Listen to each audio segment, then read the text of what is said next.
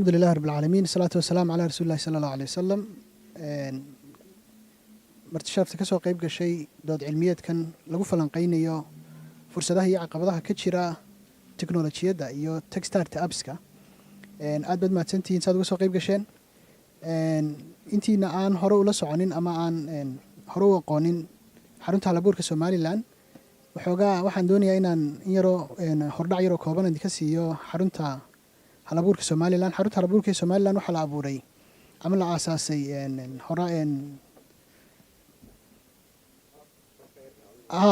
waxaan ismooduna kanu la hadlay idinka indiloobe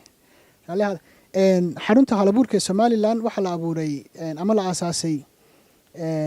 October 2021 iyadoo iska kaashadeen aasaasitaankeeda wasaaradda isgaarsiinta iyo tiknoolajiyadda iyo sidoo kale hay'adda horumarinta caalamiga ee Taiwan sidoo kale maxaa la dhaxaynaa intii la abuuray kadib xaruntu waxa ay ku sameynaysay tababaro iyo aqoon kobcin dhalinyarada technology-ga iyo ICT-ga ka soo baxday iyadoo baajaj kala duwan ilaa hadda soo qaadatay ilaa hadda baajaj kala duwan baa ka soo baxay adeegyada ay bixiso waxa kamid ah tababarada waxa kamid ah la talinta iyo kobcinta sidaas la mid ah waxay hadda ay ku dadaalayaan oo ay sameynayaan in maalgelin loo sameeyo dhalinyarada la timaada halabuurka technology-ga oo iyaduna dhawaan insha Allah taala bilaabmi doonta maanta waxa halkan aan isku nimidnay oo aynu u fadhinaa dood cilmiyeed ay xaruntu soo agaasintay oo lagaga hadlayo fursadaha iyo caqabadaha hor yaala techstart appska bilowga ah ee tiknoolajiyadda waxa igala qayb galaya doodan khubaro kala duwan oo panelka si fiican faaqidi doonta caqabadaha iyo fursadaha hor yaala techstart appska Somaliland iyo si guud adduunka oo dhan waxa dhinaca midigteeda fadhiya Mukhtaar Hakaale oo ah agaasimaha ama maamulaha shirkadda Som Digital oo bixisa software development-ga adeegyada noocaas bixisa sidoo kale waxa inagala qayb galaya Saxardiid Axmed Cali oo ah agaasimaha waaxda ICT-ga wasaaradda isgaarsiinta iyo tiknoolajiyadda dhinaca bidixdeeda waxa fadhiya Muuse Cabdi oo ah aqoonyahan xagga dhaqaalaha master's degree ku diyaariyay developmental economics sidoo kale waxa inala fadhida wasaaradda waxbarashadu ka tirsan yahay Muuse waxa sidoo kale inala fadhida Hibaaq Cabdilaahi oo ah digital marketing oo hadda currently ka howlgasha shirkadda Haas Petroleum oo ah shirkadaha wadanka ka howlgala waxaan toos u gudagali doonaa insha Allah taala su'aalaha aan toos aan weydiinayno khubarada su'aalaha kooban markaynu weydiino sidoo kale waxaan u furi doonaa panelka si ay iyaguna su'aalo kooban ay u weydiiyaan waxaan ku bilaabayaa midigteedaan ka bilaabaya Mukhtaar aan ka bilaabo xagiisa Mukhtaar si guud markaynu ka hadlayno startup markaynu ka hadlayno iyo technology startup gaar ahaan markaynu ka hadlayno maxaynu uga jeednaa adigoo fursadda markaa ka faa'iideysanaya sidoo kale waxaan doonayaa inaad raaciso fursadaha maxay yihiin fursadaha startups laga sameyn karo xagga technology-ga dalka Somaliland iyo guud ahaan caalamka. Assalamu alaykum warahmatullahi wabarakatuh. dhammaan marti sharafta ka soo qayb gashay event-kan qof kasta mansabkiisa iyo maamuskiisa aan ku salaamaya. Assalamu alaykum warahmatullahi wabarakatuh. bacda salaan su'aasha layna weydiiyey ee ah fursadaha ama startups-ka markaynu ka hadlayno dhinaca technology-ga ama teknolojiyadda startup company ama business marka laga hadlayo kuwa bay noqon karayaan ayay su'aashu noqonaysaa isla markaa waxay noqonaysaa business caynkeeya baa la bilaabi karaa iyadoo company ba laga hadlayn marka technology laga hadlayo businessyada caynkeeya baa la geli karaa ama qofku uu ka bilaabi karaa marka run ahaantii horta waxaan ka eegaynaa dhinaca fursadaha ka jira startups waxa weeyaan businesska inagoo ka eegayna qofku marka uu jaamacad soo qalin jabiyaa buu business bilaabi karaa levelkee markuu taagan yahay buu business bilaabi karayaa runtii qarnigan imika aynu noolahay ama aynu joogno waa qarnigii technology-ga qarniga technology-guna sidaad ogtihiinba cid kasta oo business samaysay ama opportunity wax ka mid dhalisay sidaad la wada socotaanba ama aynu social media ama meel kasta aynu kala soconno waxay leeyihiin da' kasta oo ma laha waxa weeyaan ama mal kale lahaa yani level qofku inuu jaamacad ka soo baxay ama inuu waxbarashadiisa iyo howlaha muhiimaddu waxa weeyaan business idea-da la timid caynkee ay business idea-daasi noqonaysaa business idea-da aad la timid adigu marka ugu horeysa fishinkaad leedahay waa maxay maxaad doonaysaa inaad ku gaadhin qodobka ugu muhiimsan waxa weeye business idea-daad la timid maxaad doonaysaa inaad ku qabsatid iyo yaad doonaysaa iyo aad u baahan tahay inay clients ku noqdaan targetkaaga marka ugu horeysa marka aad samaysanaysaa waata marka ugu horeysa laga hadlo aad aragtaan businessyada in la yidhaahdo strategy business strategy baa la sameeyaa istaraatiijiyadaasoo 5 sano ama 10 sano ama waxyaabaha lagu saleeyo sida kambaniyada u maqasheen marka hadday teknolojiyada runtii aynu ka hadlayno business idea-daada marka ugu horeysa ayaad analyse garaynaysaa maxaad u baahan tahay inaad waxa weeyaan business idea-daadu ay kuu dhasho ama maxaad doonaysaa inaad gaadhid ood noqotid taas markaad aad bislaysid ood qortid ayaa waxaad la tashanaysaa cidaad is leedahay way kugu dhaantaa ee aad bidaysid inay ku tahay maxay role model ama aad bidaysid inay wax kaaga tari karayso business idea-da sidaad dareemaysaan ama aad garanaysaan imika haddaan social media usoo qaatay example applicationkan hadda adduunyada trendka ka ah ee dhinac walba maanta adduunyada laga isticmaalo ee noqday applicationkii 2022 iyo sanadkii iminkaan ku jirno applicationku lagu soo download garaysiga badnaay wuxuu ahaa ama weeye TikTok haddaad aragtaan yani idea lagu keenay waxay ahayd iyadoo laga duulayo Facebook videoska dadka ay soo dhigaan iyo waxyaabaha gebigeedu idea waxay ahayd in videoyadu la soo koobo videos kooban qofku soo dhigi karo hadda waxay maraysaa inuu noqdo applicationkii adduunyada ugu downloadka badnaa oo 1 billion aan above maraya waxay ku tusinaysaa adigu angalkaad ka taagan tahay markaad businesska aad sameynaysid haddaba marka dalkeena aan u soo noqdo maxaa yeelay dalkeena Soomaaliland marka aynu iminka joogno aynu iminka ka hadlayno opportunitieskka runtii technology-ga inoo bannaan xaqiiq markaan igala hadlo dhalinyarooy dalkeena waa dihan yahay aad buu u dihan yahay waxaan ugu dihan yahay yani sector kastood gacanta saarta ama aad taabataa waa sida shinni meel dhigtay malab saasunbuu u soo da'aya runtii malabkaasi markaan ka hadlayno sectorska iminka kala duwan ee technology-gu ay dalkeena maanta ka bannaan ama laga shaqeyn karayo waxa weeye waa sida kambaniyadu ay maanta ay ka shaqeeyaan waa ideooyin bay ku shaqeeyaan kama hadlayno anigu ma doonayo inaan idhaahdo waxa iyo waxaad ka shaqeyn kartaa laakiin ideooyin guud baan doonayaa inaynu isla wada eegno waxyaabaha jaamacadaha lagu dhigto ama qofku IT-gu dhigtaana waxay ku kooban yihiin waa 3 shay waa network iyo security iyo software development oo programming ah iyo security-ga oo gaar loo saaro soo intaa isla garanayna soo laakiin intaa ma aha opportunities-kan marka technology-da laga hadlayo way ka badan yihiin just you need to gather the business idea inaad ku dhaqaaqdid baan u baahan tahay hal shay baad ka eegi karaysaa hadda iminka haddaan ka soo qaado tusaalaha waxa jirta waxa photography oo kala baan soo qaaday iminka waxaasoo kamaradaaba inoo hor yaala oo intaasoo qof ka shaqeynaya waa wada mawhibo wax weeyaan dee maasha Allah dadka dhalinyarta iminka sida ay u shaqeynayaan arkaysaan qofka video duubaya ku sawir qaadayaba hal shay oo kaliya aad soo qaadan karaysaa iyo oran karaysaa anigu businesskaygu wuxuu sameeynaya sawirka marka la soo qaado baan anigu edit gareynayaa editing kaasoo kaliya taaban ku shaqeynaya you can do yani in waa small things soo qaadan kartaa waa marka xagga sawiranta iyo waxyaabaha ka hadlayno soo يعني waxaagaasi laakiin trend buu noqon karaa biri wax dadka kada iyadoo adduunyadaas oo dhan lagaaga yeeriyo walaalahay hebel sawirka marka la soo qaadan buu dhid gareeyo specific ana uu dhid gareeyaa tusaale labaad baan idin sameynaya software development companies baa jira sida shirkadda Som Digital Soma waxa ay u baahan tahay shirkadda Som Digital clients bila shaqeysa clients ka ay la shaqeyso tusaale ahaan markay application u sameyso cid u dhaxayso kala ayo oo kala qaada haday u baahato tusaale yar fudud baan ka hadlaya ama u sameysa shirkadda u noqoto maxay ahayd consultant oo waxyaabo kala shaqeysa maxay ka support gareysaa systemka shirkaddu gacanta ugu hayso because what bad waxa weeyaan company baan anagu markaan shirkad u sameeyna Soma cid marka tusaale ahaan naga dhaxayso waxyaabahaas kale u qabata xagga markaan ka istaago network iyo security iyo waxyaabaha la midka sidoo ka warqabno dhammaan hay'adaha dalka businessyada dalka dhamaantood waxay leeyihiin social media pages iyo maad aragtay oo social media ay soo dhigaan dhammaan waxyaabaha ay qabtaan iyo events ay qabtaan iyo shaqooyinka ay qabtaan iyo product ay soo saaraan Soma waxa loo baahay cid ka consult gareysa tusaale ama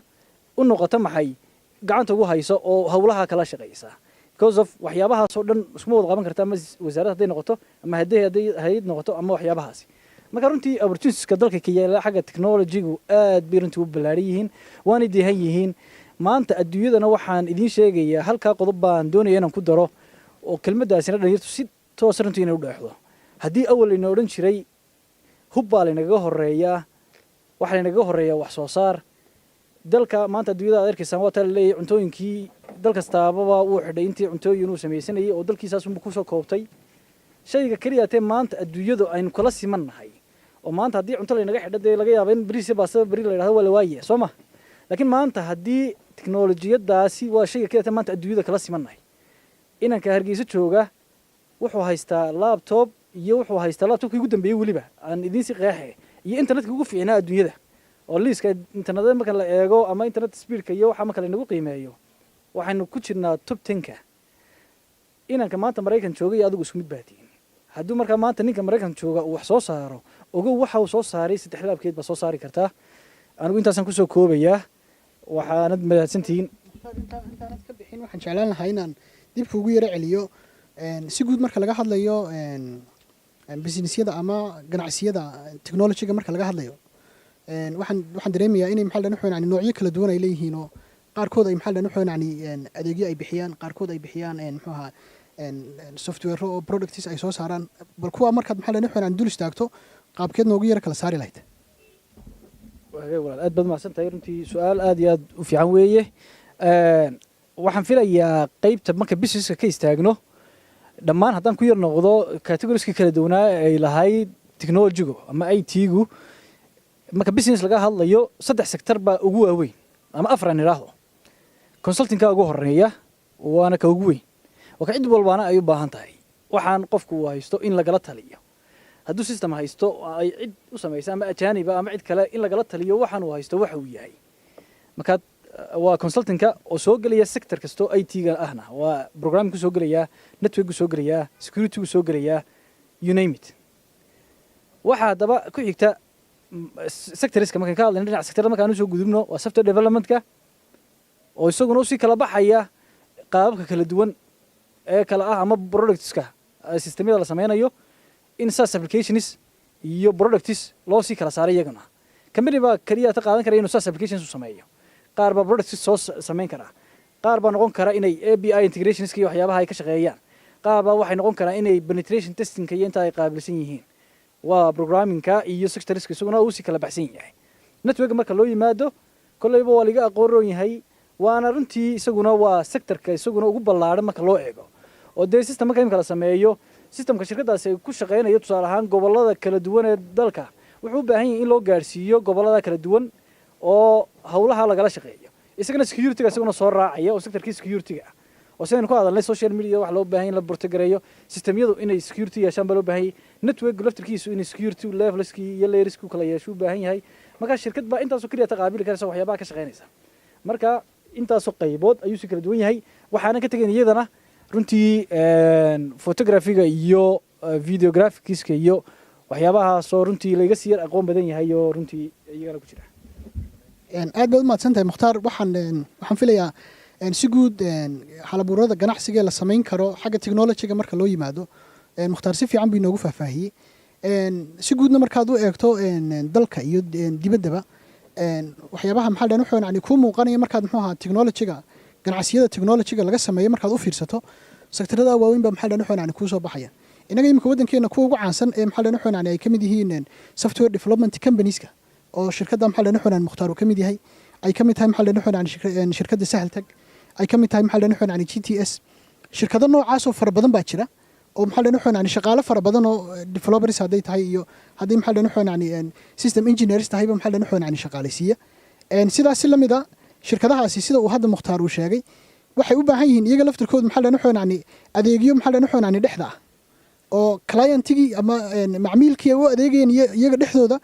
adeegyo maxaa dhan wuxuu yani laga qaban karo oo iyaguna noqon karo fursado maxaa dhan wuxuu yani ganacsi oo laga faa'iideysan karo marka maxaa dhan wuxuu yani si guud marka loo eego fursadaha ganacsiga ee technology-gu hadda maxaa dhan wuxuu yani waa waqtigoodii baa taagan gaar ahaan markii muxuu la yimiday COVID-19 iyo wixii ka dambeeyay waqtigoodii baa taagan technology-ga iyo harabuurada laga sameynayo technology-ga waxaan kusoo noqonayaa maxaa dhan wuxuu yani su'aalaha waxaan soo noqon maxaa dhan wuxuu yani Muuse oo si guud maxaa dhan wuxuu yani aan doonayo inuu ka hadlo saameynta ay leeyihiin tech startups-ku macnaha maxaa la dhahdaa halabuurka ganacsiga ee technology-gu dhaqaalaha saameynta leeg buu ku leeyahay sideeba maxaa dhan wuxuu yani loo dareemi karaa kuweeba maxaa dhan wuxuu yani si fudud loo dhexgeli karaa muxuu ahaa penetrationkooda loo dhexgeli karaa kuweeba muxuu ahaa aan la geli karin su'aalahaasaan doonayaa inuu mukhtaar muusena uu ka jawaabo insha allahu tacaala aan la socono بسم الله الرحمن الرحيم horta Somaliland Innovation Zone aad baan ugu mahadnaqayaa oo fursadan runtii aynu ku kulanayba muxuu hayna siisay anigu horta waxaan rabaa inaan xiriir ka dhaxaysiiyo dhaqaalaha iyo ICT-ga oo inta badan aan wax kala maarmi ahayn marka horta dhaqaale laga hadlayo waxa weeyaan marka waliba dan si gaaban ugu soo noqdo kobaca dhaqaale waxa kala jira wax loo yaqaan kobaca dhaqaale iyo koritaanka dhaqaalaha kala jira ka marka economic growth ama kobaca dhaqaale laga hadlayo wax kala ma aha waa wax soo saarka wadankaasi leeyahay oo koror ku yimaado marka si guud aan u soo ururiyo digitalization-ka ama digital start-ups kuna waxay kordhiyaan wax soo saarka wadanka kordhiyaan oo imika waxaad ka soo qaadaa waxa jirtay companiyo imika samaystay social platforms business ama Facebook page ha noqoto ama muxuu ahayday ama Instagram page ha noqoto ayaa jira inta ay imika technology-daasi u saamaxday inay iibiyaan iyo intii markii hore company kaliya oo xafiis leh uu ahaa oo ay bartaa macaamiisha ku soo booqanayeen iyo inta maanta internet ka iibsanaysa waxbay ku darteen oo aro karnaa marka mar kasta oo wixii ay iibinayeen ay bataan waxay u baahanayaan inay shaqaale cusub ay helaan runtii dad populationkii Somaliland ka mid ah ama populationkii waddanka ka mid ah ayaa shaqo helaya kuwaas markay shaqo helaan lacag waa soo galaysa iyaguna waxbay ku iibsanayaan waxay dib u sii carinayaan waxay tahay maxay in qolooyin kale wax ka iibsadaan kuwaasina ay markaas waxa jira marka dhaqaalaha laga hadlayo wadamada saddex sector ayuunba awla hore muhiim ahaan jiray inuu waddanka dhaqaalihiisu ku xidhnaado agriculture waanu si weyn wada naqaano oo ama xoolihii ama beerihii waa kow qolada labaad oo wadamada markaa raba inay kobaca weyn sii sameeyaan ay u baahan yihiin industrieska warshadihii oo wixii beeraha ka soo baxay ay tahay ku warshadayaan iyo qolada saddexaad oo ah service sectorki oo maxaa ka mid ah isbitaaladii caafimaadkii bangiyadii waxaas oo dhan imika adduunka markuu aad u sii horumaray sectorka uu ka sii socday saddexaad xagga afraad iyo communications kala isla maraya waa digitalkii magaranaysa ay wadamada adduunkooda magaranaysa ugu horeeya ay tahay imika bal fiirso Mareykan iyo China iyo marka aragto waxyaabaha ugu waaweyn ee kombariyada adduunka ugu waaweyn maanta hadda Amazon soo qaadato hadda Alibaba Alipay waxaas oo dhan macnaheedu wax weeyaan gibigooda waa digital maxaa platforms ay usulkoodu yahay wax soo saarkii wadamadaas iyo kobcida dhaqaale iyo waxaas oo dhan qayb weyn bay runtii ka qaateen marka waxaan aan si guud soo ururiyo waxa jirta inkastoo aan ku hayd daraasado badan oo runtii aanu eegayno bal digital magaranaysa startups-ku saameynta ay dhaqaalaha ku yeeshaan ma mid positive ah oo togan baa mise waa mid taban marka xagga laga qiibay wax la isku wada raacsan yahay haddaynu individual level u eegno haddaynu small scale industries aynu ka qiimeeyno haddaynu governments ka qiimeeyno intaba waxa weeyaan waa positive way waa research-ka doonoo la sameeyay ilaa waqtiyadii democracy ay xagga technology-du adduunka ugu xooganaatay waliba xagga digital muxuu ahaa media 2000 wixii ka soo dambeeyay saameyn weyn oo waliba positive ay runtii ku yeeshaan imika dad ka soo qaadato haddaynu individual level ka eegno adigoo kale waxay ku saamaxaysaa digital media muxuu ahaa platforms waxay ku saamaxayaan inaad wax ka baran karto aqoon kororsan karto maanta jaamacadaha adduunka ugu waaweyn waxa jira meelo ayaa jira ay ku bixiyaan short courses jaamacadaha Harvard soo qaadato hadda MIT jaamacadaha adduunka ugu waaweyn adiga naftaada ku dhisi kartaa adoo Hargeysa joog runtii marka taas qayb weyn bay runtii ka tahay oo muxuu ahaa dad marka website-yada ugu weyn waa Coursera kale muxuu hayday EDX oo kale muxuu ahaa aad bay fara badan yihiin runtii waxaas oo dhan waa platform ka dhex faa'iideystay oo raba inay isku xidhaan jaamacadihii iyo dadkii ardayda qaarkoodna ay rabaan free ku bixiyaan qaarkoodna democracy lacag ku xidhantay halkaan waxba laga samayn karaa hadda small scale industries ama muxuu ahaa si guud aanu eegno warshadaha u eegno runtii warshaduhuna macnaheedu waxa weeyaan wax soo saarkoodii hadday baytas samaysanayaan iyo haddii kaleba runtii wax soo saarkoodii qayb weyn ayaguna ka sii qaato waa positive oo waxaanu qiyaasi karno weli wax negative kan ma jirto xagga dawladaha dad runtii u eegto iyagana muxuu ahaa inuu informationkoodu uu easy access to the users ama muxuu ahaa to their citizens inuu gaadho dad shacabkoodii maanta page-ka haddii wasaarad wax gaar looga baahan yahay page-koodun bay runtii warbixintii ay dadku kula wadaagayaan halka haddaan ka qiimeynno wax negative inta kasoo dee waxyaabaha fayga iyo waxyaabahaas runtii ay jiri karaan iyaguna waa noocaas marka si guud haddaan anu sheego dee waynu dareemi karnaayo waxaan odhanayaa wax soo saarkii waddanka iyo muxuu hayday wax soo saarkii shirkadaha iyo wax soo saarkii qofka shakhsigiisa inuu qofku uu highly productive noqdo waxay ku xidhan tahay inuu magarasa skillskiisa iyo aqoontiisu ay dhisan tahay taana wuxuu uga faa'iidaysan karaa xagga digitalka runtii oo qayb weyn wixii waddankiisa aan oolinu ka helo bugaag hadduu u baahdo inuu iibsan karo oo online ku iibsan karo runtii marka xaggaas markaan anigu ka qiimeeyo anigu rabo inaan aad u soo gaabiyo oo positive weeyaan economic growth ka dad eegto iyo muxuu ahaa baalka waayahay muuse aad buu mahadsan yahay waxaa xoog looga dhawaajinayaa digital mediagu saamayntuu ganacsiyada uu ku yeesho waxaynala fadhida sidoo kale hibaaq cabdilaahi oo digital marketer ah hibaaq intaana su-aashaa u gelin waxaan doonayaa su-aal kale inaan ugu horreysiiyo si guud bulshadeennu hadda waa kan technologigii albaabkeennii buu yaallaa waxna waynu ka isticmaalaynayo technologigii maxaa la dhaxoynaa nolosheenii oo dhan baaba ku xidhan markaad u fiirsato maxaa la dhaxoynaa mobile money oo kale markaad u fiirsato maxaa la dhaxoynaa internetka hadda maxaa la dhaxoynaa sektarada nolosheena ku cusub ee e-commerce-gu ka mid yahay oo maxaa la dhaxoynaa nolosha aad maxaa la dhaxoynaa u sahlay waxaasoo dhan markaad u fiirsato ka shaqayntiisa in laga ganacsado oo maxaa la dhaxoynaa horta si guud markaynu ka hadlayno teknolojiyadda ganacsiga teknolojiyadda laga samaynayo meelaha ay wax ka qabanayso waxaa ka mid a maxaa la dhaxoynaa processka inay yarayso shaqadu hawshii yani intii jaranjaray qaadan lahayd inay soo koobto sidaas lamida maxaa la dhaxoynaa timekii iyo waqtigii ku bixi lahaa inaad adeeg hesho inay maxaa la dhaxoynaa iyadana ay soo koobto iyo sidoo kale maxaa la dhaxoynaa wixii inuu maxaa la dhaxoynaa degdeg aad ku hesho efficiency-gii maxaa la dhaxoynaa meesha u yimaado marka si guud marka laga hadlayo maxaa la dhahdaa bulshadeena marka laga hadlayo sideebay bulshadeenu diyaar ugu tahay oo maxaa la dhaxoynaa ay ula falgelaysaa technology-ga maxaa la dhaxoynaa maanta aynu doonayno inaynu dhiirigelino oo aynu doonayno maxaa la dhaxoynaa ganacsiyo hor leh inaan technology ka samayno sidaas lamida maxaa la dhaxoynaa dhalinyarteennii aynu ku dhiirigelinayno inay muxuu ahaa ganacsi teknolojiyadda ku salaysan inay sameeyaan inagoo doonayna sideebay maxaa la dhaxoynaa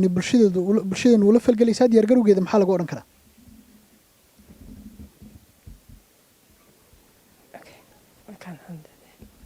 السلام عليكم أن مهتنتها هي عبد القادر يو innovation زومبا أن digital in general maanta haddii aan idhaahno Somaliland qaab kala duwan oo isticmaalna platforms kana fara badan yihiin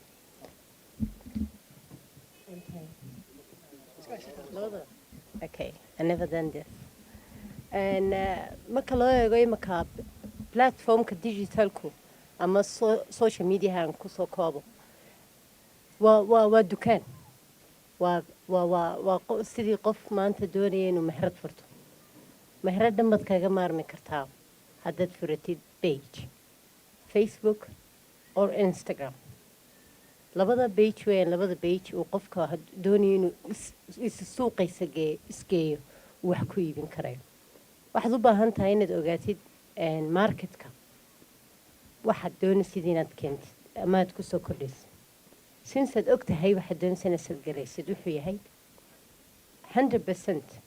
waxa maanta ay qof hadduu u baahan yahay inaa ladhaa hodheel cusubba maanta hargeysa laga furay magaciisa qurad heshidba kaaga filan waa search garanaysaa account-koodaad helaysaa and then waad tegaysaa waxaa soo dhawaaday taraagii loo geli jiray si aan adeeg u heshid maanta waxaad u baahan tahay waxaad social media wuxuu noo furay inaan caalamka kale u furnaano internationally waxyaalo fara badan oo suuq ahaan available ah oo ninanka aanan haysan qofkii fikirkiisu yahay inuu wax soo kordhiyo wuxuu samaynayaa waxaad ka fikiraysaa sidii aad u keeni lahayd businesska halkan way jiraan page fara badan especially xagga hablaha oo u gaara hablaha unu gaara hargeysa weliba haddanka sii hoseeyo oo keliyata lagu soo bandhigo un businessyada qof kasta business xaafadda wax ku samaysaa tamee kale alaab kasoo gadatay magaalada ku dhex iibinaysaa all of them through that pages on social media inay ku adeegsadaan kambanigan anu u shaqeeyo has petroleum markaan doonaya inaanu dadka u sheegno يعني marketkayga waxa ku soo kordhay waxaan isticmaalnaa social media waxay ku xiran tahay adigu content-ka doonaysa inaad gudbisid iyo ciddad u gudbinaysid waa muhiim inaad ogaatid haddaad laakiin content-kaaga iyo audience-kaaga aanay islahayn definitely suuq ma helaysid as much as you need marka waxay ku xiran tahay maanta hargeysa markaanu ka hadalno waxaan aaminsanahay inay dad badan si wanaagsan oo ballaaran gaar ahaan haweenku ay uga faa'iidaysteen platformka social media gaar weliba special let's say Facebook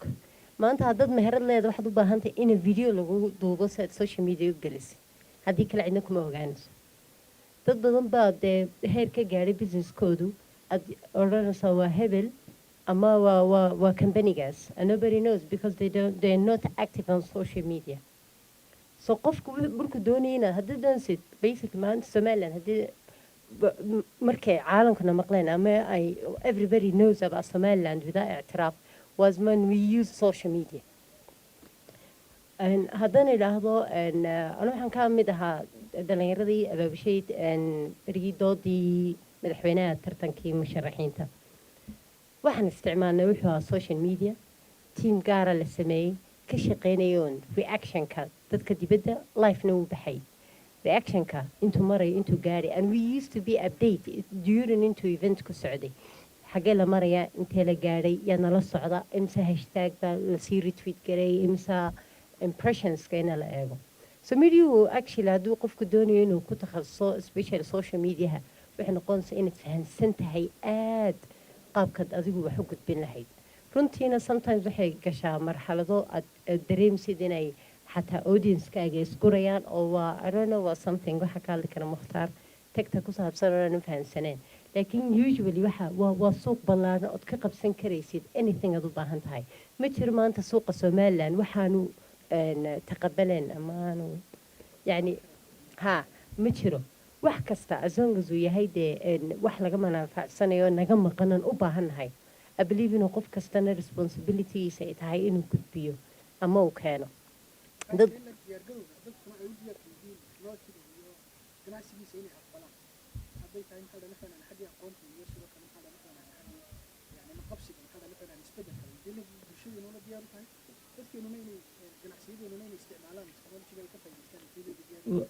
I believe imaka weliba sanadadii dambe jiilka cusub weliba inay yihiin jiil aad iyo aad u fahamsan social mediaha iyo qaabka isticmaalkiisa iyo xaggay wax ka doonanayaan markay u baahdaan service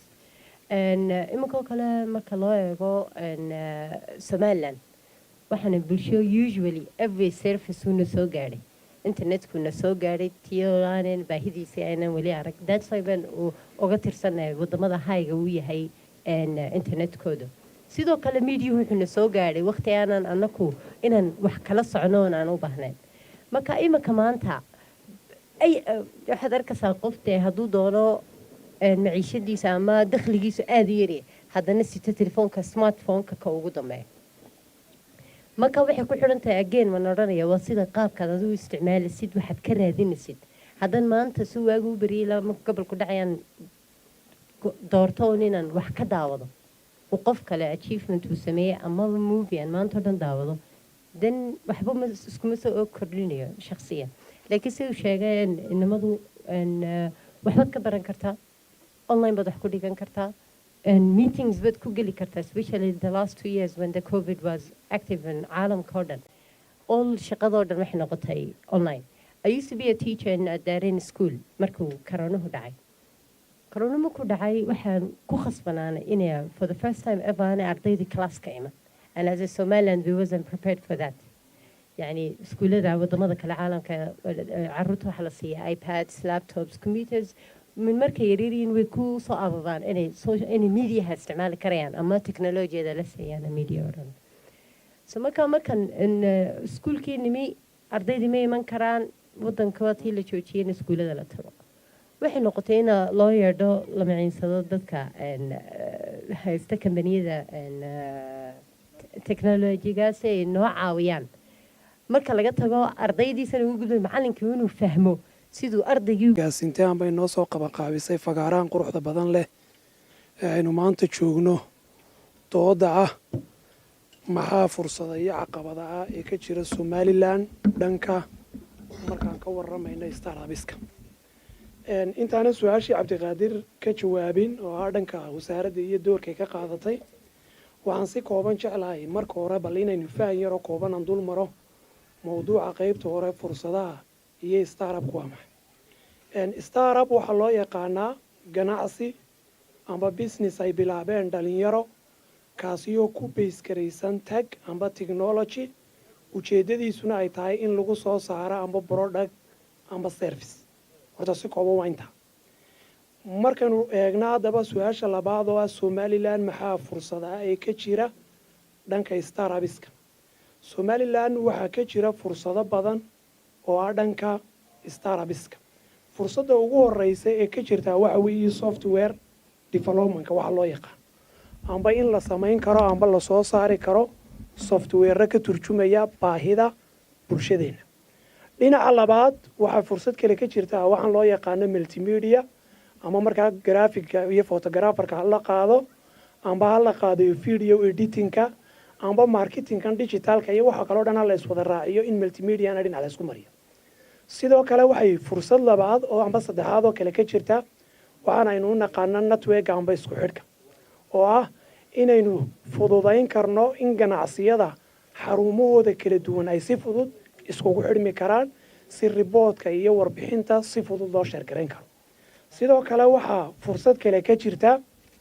oo ah dhanka startups-ka somalilan waxaynu u naqaano maintenance and troubleshooting oo ah maadaama sistemyo badan iyo ganacsiyo badan ay qalab ku shaqaynayaan qalabkan iyo deviceskan sidee loo cillad saaraya intaasoo koobi baa meel walba yaallo xumaaday intaasoo combyuter baa yaallo xumaaday intaasoo waxa yaalla maxaa la dhahdaa mobiloo xumaaday sidaynu waxaan recycling ugu samaynaynaa ayaynu dib u dayactiraynaa si ay u noqdaan iyaguna inay shaqada iyo hawsha ganacsiga la qabanayo qayb ka noqdaan intaa markaan kaga imaado fursadaha ka jira haddaba waxaa jira maxaa somalilan kuu saamixi karaya fursado inaad tag startup abuurto somalilan waxa inoo saamixi karo number 1 inoo ah infrastructure fiican baynu ahay tusaale haddaan soo qaado waxa ugu wanaagsan ee tagga amba startup-ka loo isticmaali karo fudaydinaya waa connectivity-ga waa internetka somalilan haddaynu qiimayno waxay ku jirtaa dunida meelaha ugu accesska fiican leh amba internetka fiican leh hadday noqoto capacity-ga amba awoodiisa sidoo kale hadday noqoto qiimaha iyo lacagta lagu helayo sidoo kale waxaa ka mid a waxyaabaha innaga inoo fudaydinaya mobile money-gade oo ah lacagta qofku markaad ganacsi digitaala abuurayso waa inaad si fudud qof meel fog joogaa uu kuugu shubi karo amba lacag si fudud aad u heli karto innaga waxaan haysanaa nidaamyo inoo diyaarsano amba saada amba dahaba oo uu qofku si fudud amba API ha loo furo amba si kale mobile ha ugu furto amba qaab account baa u furtay inuu si fudud lacagahaasi waa maxay ku heli karay waxyaabaha kale infrastructure-ka aan isleeyahay somalilan way saacidayaan amba way kaga duwan tahay waxaa ka mid ah bulshada somalilan waxay u badan tahay daayartuna waxay aada u garanaysaa biiskoodu yahay ee technology-ga marka qofkii inuu ganacsigiisii faafo inaad hesho customer iyo clients aad heshaa maadaamay bulshada u badan tahayba waa maxay daayar dee way kuu fududaanaysaa amba waxay noqonaysaa aragti aada u fudud oo simbala amba sahlan bay noqonaysaa waxyaabaha kale inoo fudaydinaya waxaa ka mid a haddaynu eegno dadkeenna amba daayarteennu waxay aada ugu jiraan social media inagoon akownada kala qaadayn laakiin kuwa ugu caansanay baa ka dhawaaqijasay amba ha noqdo pageka facebooka amba ha noqdo instagramka kuwa kale waxaa laga yaabaa inaan aada loogu marketing loogu samayn laakiin daayarteennu xagganay ku badan tahay marka qof kasta halkanuu joogaa marka productgaagii waa maxay si fudud amba servicekaagii baa loo ogaan karaya amba loo heli karaya waxyaabaha kale waxaa ka mid ah waxaan aynu u naqaano rising tag devices oo macnaheedu yahay dee qalabyadii baad haysata mobil buu qof walba haystaa computer laptop baa ku garab yaala desktop baa ku garab yaala qalabyo fara badan oo waxaan kuu saamaxaya ayaa dee meel walba yaallood heli karaysaa iyo si fudud u heli karaysaa sidoo kale waxaa inoo fudaydinaya innaga markaynu xagga dawladda aad baan u yar dul istaagi doonaa laakiin aan reego ma jiri doonaan shuruuc innaga somalilan caqabad ku ah ganacsigiida tusaalehaan in lagu odhan karo haddaad doonaysa inaad tag star up abuurto waa inaad waxaa shuruudo noocaasa la timaada qofka intaa buuxiyey unbaa samayn kara bal waxaad eegtaa meel free iyo lagu leeyahay qof kastaa hadduu maskaxdiisa iyo caqligiisa iyo cilmigiisa kaashado adigu ganacsi samee shuruuc ku qabanaysaa may jirtaa maya dee maxaa laga helaa ilaahin baa laga helaya marka taasina waa maxay waa waxyaabaha innaga inoo fudaydinaya ee opportunity-ga inoo ah haddaba markaynu eegno wasaaraddu door intee leeg bay ka geysatay aniga halkaasaan ka soo galay baan filayaa oo ah wasaaraddu door intee leeg bay ka geysatay inay bulshada somalilan ku baraarugaan startups-ka si aynu u ogaano wasaaraddu doorkay ka geysatay horta doorka ugu mudan waxa weeye inay wasaaraddu bulshada somalilan ku baraarujisay faa'iidada ay leedahay ka faa'iidaysiga technology-gu waa qodobka ugu horreeya haddaad eegto 5 sano ka hor bulshadeenu may ku wacyigelinayn ama may aaminsanayn in ganacsiga ama waa maxay maxaa la dhahaa businesska haddii tag la dhex geliyo uu faa'iido badan samayn karayo laakiin maanta maxaynu ogaanay in intaasoo dhan la abuuray marka wacyigelintu waa qodobka koowaad qodobka labaaday ka qaadatay waxa weeyaan saan hore u sheegay ilaa hadda dawladdu may samaynin qawaaniin caqabad ku noqon karta qofka raba inuu bilaabo startupka tusaalahan iminka innaga markaad wax iibsanayso amba aad barodhag iibinayso haddii lagu idhaa transaction kasta oo dhex maraya tusaalahaan baalada aad dhex mariso waxaa la cashuurayaa 30% ka war amba 3% baa la cashuuraya qofku wada uu ka natiijo bilow iska deyn lah marka ilaa hadda waxaad adigu ka ganacsanaysaa adaa xorwa ma jiraan markaa qawaaniin adiga caqabad kugu noqonaysa bal wasaaraddu waxay samaysay qawaaniin ku dhiirigelinaysa habraaciyo boolisiyo siyaasado sidoo kale waxaa ka mid a dadaalada wasaaradda waxaa ka mid a inay samaysay training centers oo dhiirigeliso waxaana ka mid a dekan aynu maanta fadhino ah Somaliland Innovation Zone muxuu qayb ka noqonaya in daayirteenna la baro horta xirfad intaan ganacsi bilaabin maxaa ka horeeya in xirfadii lagu baro xirfadda maxalkee lagu barayaa waa inaynu ilaa vocational centers training centers incubation centers iyo smart parks iyo wixii la midka waa in la wasaaradda iyadoo awoodeeda og waxay samaysay inay bilowdo innovation zone-kii ugu horreeyay Somaliland oo awood badan leh waana kan aynu maanta fadhinay doodan inoo daadihinaya sidoo kale dawladda iyo wasaaradda waxaa laga rabaa inay ka qayb qaadato ay samayso waxaa loo yaqaano access finance markaad rabto inaad ganacsi bilowdo dee qofka hadduu aqoon leeyahay laakiin meel wax laga bilaabo aanu computerna iibsan karayn dee waxbuu bilaabi karaa marka wasaaraddu waxay sanadkii hore qabatay 2000 iyo maxaa la yidhahdaa 21 tartankii hal abuurka tiknoolajiyadda kaasoo ujeedadiisu tahay qofka la yimaada innovation amba startup up in loo sameeyo maalgelin dhaqaale ay wasaaraddu siiso maalgelintu maxay ku saacidaysaa inaad furan karto amba aad si fudud u bilaabi karto ganacsi sidoo kale waxay wasaaraddu door muhiim ku leedahay inay soo ururiso cid kasta oo ku bixinaysa maxaa la yidhahdaa inay finance amba waa maxay maalgelin u samayso daayirteena startups ka bilaabisa sidoo kale waxyaabaha kale wasaaraddu samaysay amba doorka ay ka qaadatay waxaa ka mid a haddii aynu eegno markaynu accesska finance ka nimaadno business registrationka oo markaad doonaysa inaad diiwaan geliso ganacsi amba startup iminka dawladdu waxay kuu samayso si fudud u samayn kartaa inaad ase online isku diiwaan gelin karto halka laga yaabo maalmo badan inaad u soo noqoto wixii kaaga xidhnaa shaqada kaaga aad maalmo badan samaynayso si fudud iminka sigiisa waris wax ka yar baa laga yaabaa inaad processka oo dhan ku dhammayso one stop shop baa jira dhammaan waxaasoo dhan waxay maraka yihiin dawladdu siday dadaalka amba wasaaradda isgaarsiinta iyo teknolojiyaddu dadaalkay gelinaysay startups-ka amba inay daayarteenu noqoto inahaas marka insha allah tafaasiisha waan sii wadi doonaa waan yar dheereeyaan malaynaya aad baad mahadsantihin بسم الله الرحمن الرحيم isku soo noqo dambe waxaynu halkii ka sii wadan doonaa doodeennii iyo qaybtii labaad oo ku saabsan caqabadaha hor yaalla halabuurka tiknolojiyadaha ganacsiga halabuurka tiknolojiga caqabadaha hor yaalla maxay yihiin maxaa laga qaban karaa sidoo kale ilaa hadda si guud Somaliland iyo caalamkaba maxay yihiin caqabadaha la isla garanayo waxaan mar labaad dib ugu noqon doonaa Mukhtaar Hakaale oo isaga laftarkiisu dabcan sameeyay shirkad tiknoolajiyadda ku shaqeysa oo software development-ga ka shaqeysa marka waxaan jeclaan lahaa Mukhtaar inuu sidoo kale uu ku daro tusaalayaasha nool ee muxuu ahaa shirkadooda laftarkooda loo soo qaadan karayo shirkadaha kale ee dalkaba ka hana qaaday caqabadaha iyo yani challengeska hor yaalla halabuurka technology-ga ganacsiga technology-ga muxuu yahay walaal aad iyo aad baad mahadsan tahay haddaan dib ugu yar noqdo su-aasha la weydiiyey ee ah caqabadaha haysta startup muxuu ahaa companies-ka ama businesska dalka ka jira maxay noqon karaan runtii caqabaduhu aad bay u badan yihiin marka laga eego xagga caqabad markaynu ka hadlayno caqabaduhu waxay noqon karaan xaaladaha kala duwan ee marba dalku ku jiro inagoo kala qaadayna dhaqaalaha oo ka ugu horeeya ah oo business waxa udub dhaxaad u ah ama laf dhabar u ah waa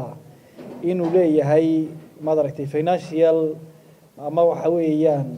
madaragtay accelerator oo lacag lagu rangareeyo businesska waxay noqon kartaa wadciga dalku ku jiro kolba oo dhibka ugu weyn anigu aan arkayo oo arrintii business magaca weliba technology iyo waxa marka loo eego noqon karta waa waaqaca marba dalku marayo oo dee waad arkaysaano imka 2 sano ugu dambeysay marba waxaa la gelayaa xaalado runtii adduunyadu ay saameyn inagu yeelanayso oo covid-19 ugu horeeyo abaaraha dalkeena ka jira oo iyagu laftirkooda saameynaya businesskii iyo maadaragteen iyo dhaqaalihii iyo dhammaantood iyo laftirkeega runtii dee xagga dawladda iyo nidaamyada kolba waa isbedelaya iyo kolba sida isku bedelayaan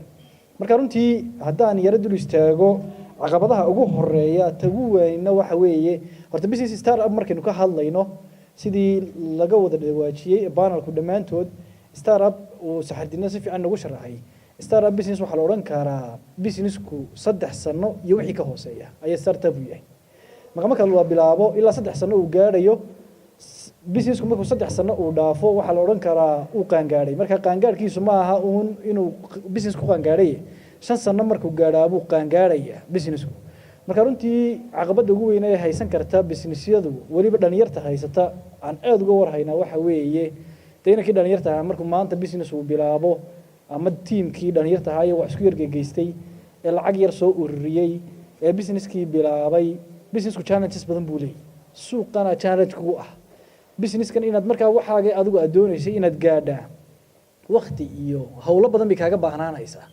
hawlihii iyo waqtiyadiiba dhalinyartii lacagtii yareeday soo ururiyeen ay kaga baxaysaa xaafadina hal mar bay lacag siisay dad doono mar labaad la siin maayo waxa la oranaya businesska soo kan kacay ee kelmaddan isticmaalna ee aan doonay in terminology-ga aanu ka saarnaa businesska caama jiro waa in qofka niyadda laga jabina la ilaahdaa isku day mar labaad oo heli kara sidoo saxardiidba ka dhawaajiyay uurkaygu su'aasha kala soo baxay isagan ku wadeeyay in dawladda oo waliba wasaaradda teknolojiyadda waxay nala fahmayso de maantaba inoo hoos garaysay maanta inoo joognaa iyo wasaaradda finance-ka iyo dhammaanba iyadoo loo kala harin runtii in laga yeesho qorshe aad u ballaaran oo runtii baarlamaankana anigu aan doonay in iyaguna dhinacooda ka soo galaan oo sharciyadu waxan laga sameeyo oo business kaliya technology ma aha cid aan technology ahayn ba business technology bilaabi karta oo fikir la iman karta laakiin waa in la hela in la kabi karo oo bangiyadan dalkeenu dhammaantood 100% waa bangiyo personal loo leeyahay bangiga dawladda jira bangiga dawladuna xoog aan isleeyahay waxbuu inuu kabi karaa ama lacag buu deehayaa inta leeg inuu kabi karaan haddaan idin qarsanayn malaha de weyn iyana yar qaranayaan baashay de horta ma jiraan ma filaya marka horta waxaan anigu soo jeedinayaa in dhalinyarta moohibooyinka la timaada ee ganacsiga la yimaada dhaqaale ahaan in cash flow hadduu businessku cash flow aanu lahayn waa istaagaya waa in sanadkan businesskaaga waxaad ku rangareynaysid basically markaad business aad wadid waa inaad haysaa raasamaalkan mushaaharaad baad bixinaysaa kirooyin baad bixinaysaa xaqashaah baad bixinaysaa qof hawl soo dhameeyay baad wuxuu dhiibay marka hawluhu way badan yihiin marka waxa loo baahan yahay businessku wixii lagu rangareyn lahaa waa qodobka ugu muhiimsan ay dhalinyartu u baahan yihiin in laga kabo runtii oo ajenda weyn oo ballaaran runtii laga yeesho waa qodobka labaad ee isaguna ah xagga horumarka business marka sameeyay waa strategy wax walba ku dhisan yahay business strategy san hor uga soo dhawaajiyay strategy-dooda yaani noqon strategy 1 year strategic markaan ka hadlayno business waa 5 years baa ugu yar 5 sano marka waxaad ku qeexaysaa maxaa doonaysaa inaad qabatid sidee doonaysaa inaad qabatid haddaad qaban weydid maxaa plan B ku ah qodobada markaad maraysid oo haddaad plan A uun aad ka design garaysid plan B aanu ku qorshaysnayn business ma hadda business waa inaad 100 luuq aad haysataa markaad business doonaysid inaad design garaysid leerkan imika inoo iftiimay dhinac walba ka iftiimay ninkii sameeyay 99 jeer buu fail garay isaga ku dhiman gaaray dad buu wax yeelay intaas oo jeer uu isku dayay wax kala ma yahayn yaani waa inuu isku dayo meel uu ka soo saaro waxan uu doon inuu gaaro marka businesskaaga adigu waa inay noqotaa inaad businesskaaga marka doonaysid inaad geysid meesha doonaysid inaad gaadhid waa inaad plan A B C intaba inaad yeelan karaysid oo A haddii ku shaqayn weydo B maxaad u gudbi kartaa C maxaad u sii gudbi kartaa iyo waxyaabaha la midka waxaan ku soo gabagabeynayaa runtii salaadii maqrina waa la idaamayaa arinta ah maxaa loo baahan yahay in laga baxo caqabadaha caynkaas oo kale ay soo ama failure-kan hadduu yimaado maxaa practical abu weydiiyo waa kayo maanta magaalooyinka soo ka jira waa dad ugu weyn oo aan bunkaan arkayo de kelmadda aan doonayo inaan ka saarno dictionary-geena oo businesskaasi waa kacay inaan isku soo degdeginay inaynu qofka chance kale aynu siino isla markaa aynu waxa weeyaan ka soo hana qaadno qofka waxa weeyaan meesha uu sii socday walaashii baa kelmad mar hore ay ka hadlaysay baa jirto digital marketing-ka sidoo qofku followers uu helay si uu waayo followers way soo sheegtay walaashayo waa followers inuu qofku u helo horta businesskiisa laga gartaayo business hadii aad aragtiin hoos u dhac ku yimid waxaad ka garan kartaa inaanu yani anu xogaa sidoo suuqa ugu jiray aanu ugu soo jiray nimanka oo businesskiisa nimanka waa sida walaashay ay sheegtayo waa social media Facebook iyo Instagram iyo waxyaabaha la midka ah in runtii hadii qofku businesskiisa uu ku xayisiinay xagaana waxaan doonayaa inaan tala kullayba waa session kun soo gaaban yahay tala inaan raaciyo oo dhaqaaqta si gaar ah ula tariyo social media qaabka loo isticmaalo qofka waxaad arkaysaa in all in one uu yahay qofka social media qof kasta waa ku jira laakiin waxaad arkaysaa meel kasta account buu ku leeyahay akoonadu way kala duwan yihiin runtii businessyada iyo qaabka loo kala rangareeyo wixii product ah waa Instagram iyo Facebook haddaba la socdaan Soomaa serviceyada iyo waxyaabahaasi waa Twitter iyo waxyaabaha la midka qof aad arkaysaa link business ku rangareynaya business lagu mid for professionals waa qofku inuu profile-kiisa uu meesha keeno waxyaabaha daily life-kiisa waxyaabaha uu kaga sheekeeyo oo business-yadu rangareynayo iyo sidoo wax u wado waa profile buu u yahay marka in saasoo kale aynu yar kala fahano oo aanu qofku Twitter iyo LinkedIn aanu soo dhigin isagoo iibinaya dirac iyo maad aragtiyo kaba iyo waxyaabaha la midka iyo system iyo intaas ka baxaya waxaan ku sii soconayaa isla maxaa la yiraahdaa caqabadaha wuxuu ka dhawaajiyay Mukhtaar caqabada ugu weyn inay tahay xagga maaliyadda iyo hantida uu qofku ku bilaabayo ganacsiga caqabadaha kale la sheegi karo si guud marka laga hadlo maxaa la yiraahdaa hal abuur ganacsi inaynu sameeyno inagoo waqtiga aad soo koobayna saxardiid ban mar labaad ku celinay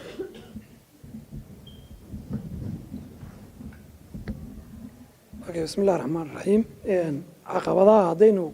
ku bilowno maxaa caqabad ku noqon kara startups-ka amba ganacsigan technology-ga ku base garaysan dhowr qodob baynu ku soo ururinaynaa tafaasiil iyo sharax sii geli mayno laakiin waxaan jeclahay inaan qodob u dul istaagno qodobka ugu horeeya uu sheegay waxa weeyaan walaalkeen baa sheegay Mukhtaar oo waxa weeyaan in la helo maalgelin amba investment bangiyadeena Somaliland way jiraan laakiin wali waa low amba aad bay u hooseysaa maalgelin inay siiyaan daayirteena fikradaha abuurka la yimaada taasina waxay hoos u dhigaysaa marka in ganacsi badan amba startups badan la abuuro caqabadaha waxa kamid ah amba caqabadeena waxa difficult ku noqon kara waxa kamid ah wax la yiraahdo API-yada ay shirkaduhu leeyihiin waxa laga yaabaa shirkadeena waaweyn oo aad u qaaday oo in badan jiray inay wax badan hayaan oo ganacsigan yare la abuurayo taageeri laha haday noqoto dhinaca aynu rabno inay lacagaha iyo wixii la xiriira ku bixiyaan oo maanta suuqii uu ballaaran yahay baahida fara badan tahay qofku inuu kuugu imaado waxaad adigu unique ku tahay oo different ku tahay haddaad maamulaysid media ganacsi leeyahay waa inaad garanaysid goormaad hadlaysaa maxad audience-kaaga tusaysaa waxyaabaha qaarna uma baahnaba inay ogaadaan population-ku especially waxay ku xidhan tahay category-ga ku jira company-gaagu ama ganacsigaagu most anigu waxaan ahay Instagram-kan active ku ahay usually waxay la soo xiriiraan dhalinyaro waliba hablo u badan oo ganacsi online sameeya laakiin waxa quraata ay doonayaan laga caawiyo yahay in loo post gareeyo page-kooda taas ma damaanad inaad audience helis 10 qof oo wax ka iibsanaya ayaa kaaga muhiimsan in 100 qof oo followers oo number ku kordhinayeen marka waa inaad content-kaaga qofan ku arkay in matalan hibaaq soo dhigtay page-keeda wuxuu iibiyaa accessories aniguba accessories ban iibiyaa maxaan kaga duwi karaa this and that sidaan u shaqeeyo yani inaan always noqono different unique dadka qaar ba moodayna caqabad ku tahay inuu jirto company-tooda la mid laakiin run ahaantii maha caqabad as long as aan anigu dariiqadan u fakarayo uu ka duwan yahay saasaan u arkaa aad baad mahadsan tihiin kolley waxaa sidoo kale inala joogaa agaasimihii guud ee wasaaradda isgaarsiinta iyo tiknolojiyadda madaxii shirkad muxuu ahaa xarunta halabuurka Somaliland iyo sidoo kale marti sharaf kala duwan oo wasaaradda iyo ka socota muxuu ahaa qaybaha kala duwan ee dawladda marka ugu dambeyn waxaan doonaynaa inaan soo dhaweyno agaasimaha guud ee wasaaradda isgaarsiinta iyo tiknolojiyadda si uu maxaa la nuxoonani kelmado kooban halkan uu inooga yiraahdo الحمد لله رب العالمين والصلاة والسلام على أشرف الأنبياء والمرسلين وبعد أجهرين السلام يا بعض سوق من قابسي دودا يوم تشرفته يدمان باناليسك قيب قاتي دودا واحدة على بوركا dhammaanba waxaa leeyahay asalaamu calaykum waraxmatullaahi tacaala wabarakaatu. Salaan kadib runtii waqtiga oo gaaban salaadoo taagan doodani maanta aynu halkan kusoo bandhignay ee ah fursadda ama caqabadaha hortaagan inay dhalinyaradu ka faa'iidaystaan ganacsiga tiknoolajiyadda. waxa weeyaan runtii waxayna tusaysaa in badan inaynu u cusboonaanay ama aynu qayb ka noqonay inaynu muxuu ahaay runtii usoo diyaargarownay inaynu qayb ka noqono tiknoolajiyadda. runtii xarunta hal-abuurka iyo tiknoolajiyaddu waxay u taagan tahay inay ka qayb qaadato horumarka qaranka ee qaybta tiknoolajiyadda oo dhan. xaruntani waxay in badan samaysay tababaro, waxay in badan samaysay muxuu ahaayey wacyigelino kala duwan. runtii tanina waxay ka qayb tahay oo barbilo wanaagsan u tahay bagaaraka hadalkani inuu noqdo in bulshadu ay hesho goob ay iskugu timaado, fikradahooda ku kala muxuu ahaayey dhiibato, rayigooda ku kala qaadato, ay hesho meel ay ka heli karto muxuu ahaay fikir wanaagsan. runtiina waxaan aad iyo aada ugu boorinayaa ama xarunta hal-abuurkaan ugu mahadnaqayaa sida ay fikirka wanaagsan ay u keeneen fikirkan. xarunta hal-abuurkeedoo ka duuleysa qaybta weliba wasaaraddu ama wasaarad ahaan inagoo ka duulayna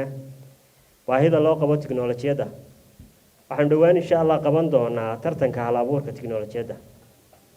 kaasoo ay qaban doonto wasaaraddu, laguna tartami doono qaybaha kala duwan ee tiknoolajiyadda, hal-abuur ganacsi, qofkii hayay iyo fikirkii hayaaba inuu kasoo qayb geli doono. insha allah investmentigana ay bixin doonto wasaaraddu. marka intaa ka yimaado runtii waxaa jira caqabado badan oo sidaynu horu sheegnay ganacsiga ama investmentiga ganacsiga ka hor yimaada dhalinyarada. haddii ay tahay xag dhaqaale, haddii ay tahay kudhaca laftigiisu waa ka qayb. ganacsiga aad bilaabaysaa ma keenayo inaad investment badan u hesho ama dhaqaalo badan aad u hesho, laakiin waxaa ka muhiimsan inaad hesho fikir wanaagsan. waayo markaad u fiirsato iminka ganacsatada waaweyn oo waddanka ugu sarreeyo ama badankooda markaad eegto halkay wax ka soo bilaabeen taariikhdooda kaaga sheekeeyaan, waxaad u fiirsanaysaa wax badan oo aan ku cuntamaynin inay jiraan.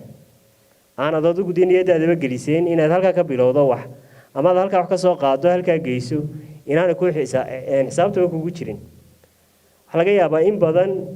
inaynu lacag badan doonno inagu, oo laga yaabo lacag badan oo aynu wax ku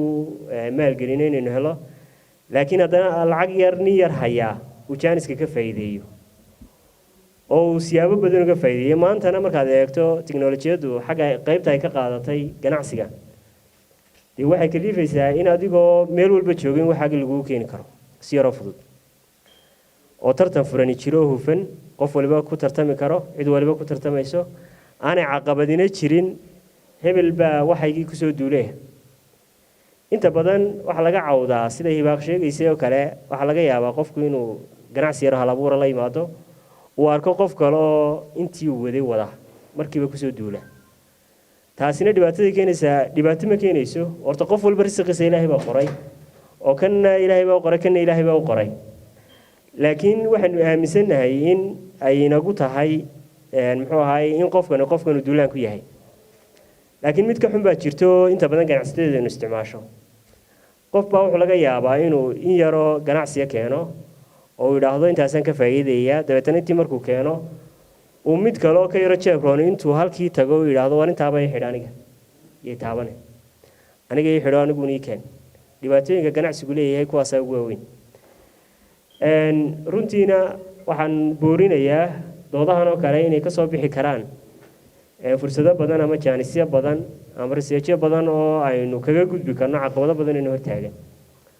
oo aynu kaga qayb qaadan karno qaran ahaan, oo aynu annaga laftigeeda wasaarad ahaanna aanu u heli karno. runtii aad iyo aad baan idinka mahadnaqayaa sida wanaagsan ee aad usoo qabanqaabiseen doodan iyo xubnahan ka qayb qaatayba. marar badan waxaan rajaynaynaa inaad nagala soo qayb qaadataan, ood ku soo dhawaataan. runtii doodanina waxay tii ugu horreysay. waxaa laga yaabaa inay caqabado inay dee maalinba meesha stageka halkaad ka bilaabayso inay kaa hor yimaadaan. maanta inay barbilow nagu tahay oo aad wax badan tabaysaan laakiin aynu sii qurxin doono insha allah xaruntanina ay idiin furan tahay sidoo kale xaruntu waxay diyaar u tahay inay qabato markaan ka imaado tartanka hal-abuurka waxaa kaloo jira digital marketing ay wado xaruntu laftigeedu oo arday ku tababarato ardayda waxyaalo badan baa laga caawin doonaa halkay degi doonaan hadhow markay haddii la yimaadaan muxuu ahaayey fikir iyo waxyaalo badan oo kale inuu ka caawin doono runtii waxaan jecelahay inaad idinkuna fikrado badan nagu soo kordhin doontaan waayo halkan waxay ka turjumaysaa dee qarankii way ka turjumaysaa inagoonu ka turjumaynaa oo shicibkii kama turjumayno runtii maadaama qarankii ka turjumayno cid kasta oo fursad wanaagsan ama jaanis wanaagsan ama ray wanaagsan nagu soo kordhinaysaba diyaar baanu nahay oo waan soo dhaweynaynaa qalbi furan baan ku soo dhaweynaynaa aad iyo aad baan idinka mahadnaqayaa jaaniskiina iyo waqtigiina aadna siiseen waad salaamantihiin wasalaamu calaykum waraxmatullaahi wabarakaatu